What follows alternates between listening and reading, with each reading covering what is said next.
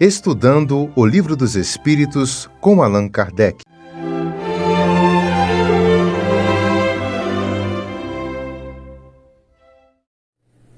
Boa noite às nossas irmãs, aos nossos irmãos. Que a paz de Jesus esteja conosco.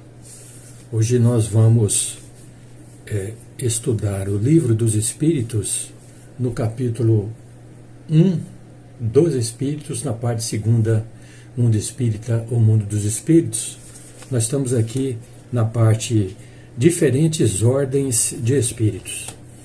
E a gente, nesse capítulo, a gente já viu que os Espíritos são de diferentes ordens. Todos nós estamos em graus diferentes de evolução, uns mais evoluídos, outros menos, não é? Então, existe diferentes categorias em escalas evolutivas. Para facilitar para todos nós, Kardec, didaticamente, e até para nossa compreensão, ele criou uma escala espírita que não é absoluta, né? Porque a gente poderia dizer que essa escala seria infinita. Então, Kardec fez uma síntese aí para melhor compreensão de nós. Se a gente fosse colocar isso aí na realidade que é a gradação do desenvolvimento, da evolução dos espíritos, não caberia num livro, né? Então, ele estabeleceu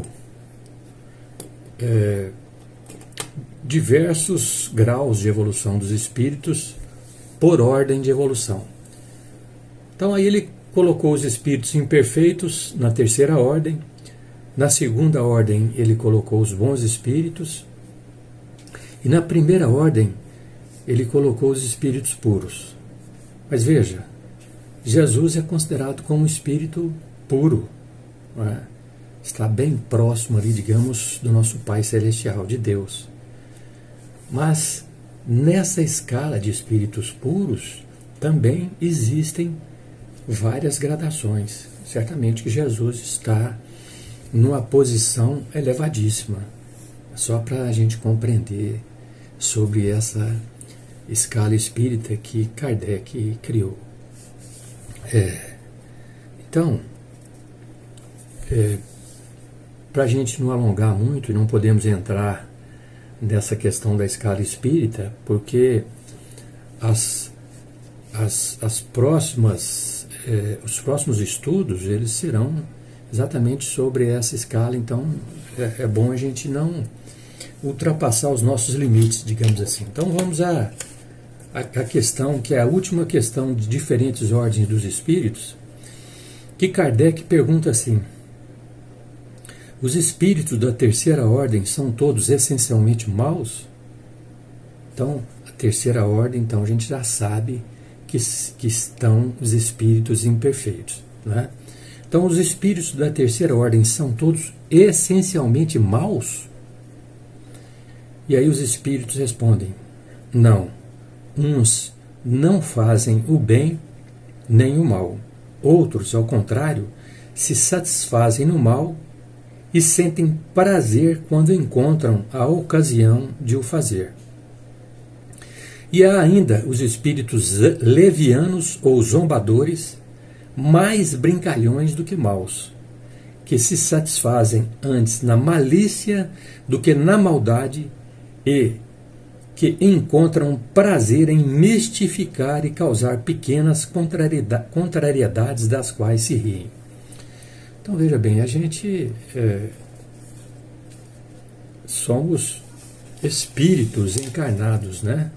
Nós espíritas damos um nome para espíritos quando está desencarnado, e alma quando está encarnado, para fazer uma distinção, né? Então, por exemplo, eu sou um espírito encarnado, então a gente fala que é a nossa alma. Mas eu desencarnado, sem o corpo físico, nós falamos como espírito. Mas num modo geral, evidentemente que todos nós somos espíritos, né? Porque quem está, na verdade, estabelecendo a ideia o raciocínio, a razão aqui, a comunicação é o espírito. Eu estou apenas usando, né, como intermediário aí, um corpo físico para que eu possa manifestar. Então é assim que a gente acredita e é assim que funciona. Então a gente vê que existem então categorias de espíritos imperfeitos, né? Aqueles que nem fazem o bem, nem fazem o mal, né? Podemos dizer assim, que não estão muito preocupados com o bem ou com o mal. Estão na dele, eles estão nessa condição e não se preocupam com isso. E também existem aqueles que são essencialmente maus, né? Ou, digamos assim, sentem prazer em encontrar uma ocasião de prejudicar, de fazer um mal para as pessoas. Então, dentro, né, dessa categoria, dentro dessa ordem de espíritos imperfeitos, ele está numa condição bem, digamos assim, inferior, né? E existe aqueles espíritos levianos, brincalhões, zombeteiros, né, que se satisfazem antes, né, na malícia do que na maldade, que encontram prazer em mistificar e causar pequenas contrariedades que eles se comprazem, eles ficam satisfeitos em fazer essas gozações, essas brincadeiras, essas maldades, né? Eu peguei aqui um comentário do Miramês, né? O Miramês é um espírito, né? Que através da psicografia ele enviou as mensagens dele, né? Então eu tenho um comentário dele de todas as questões do Livro dos Espíritos. Então ele apresenta a questão lá no site de quem criou, né? E põe lá as questões e seguido das respostas de Miramês. Eu fiz uma leitura e fiz uma adaptação de acordo com o meu entendimento e coloquei para vocês, para a gente fazer uma análise a respeito dessa questão 99, né? Que trata-se aí especialmente dos espíritos da terceira ordem, que estão também encarnados, né? Então nós temos aí na Terra espíritos imperfeitos em várias gradações, temos espíritos bons também em várias gradações, e eu acredito que espíritos puros, por enquanto, nós não temos aqui na Terra, mas temos. Deus está o tempo todo conosco, né? Jesus está cuidando, zelando por nós através dos seus prepostos, através daqueles espíritos bons e superiores, né?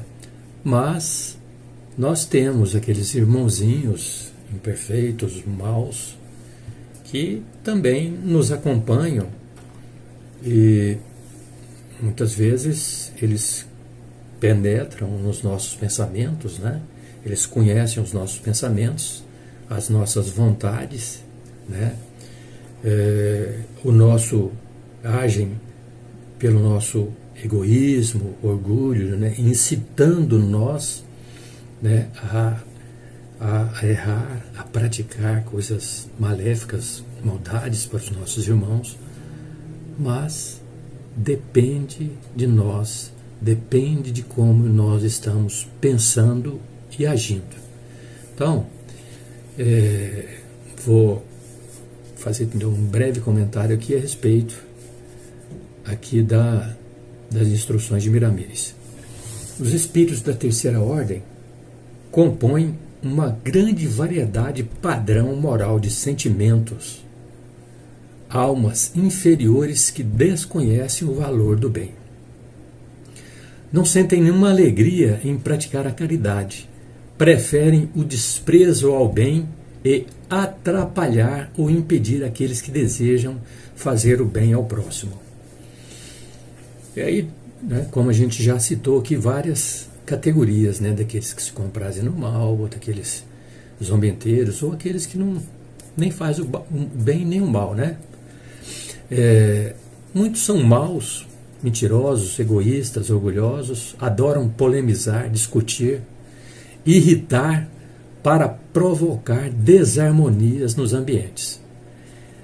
Dominam esses espíritos ruins, maus, infelizes, eles dominam grande parte dos homens na Terra.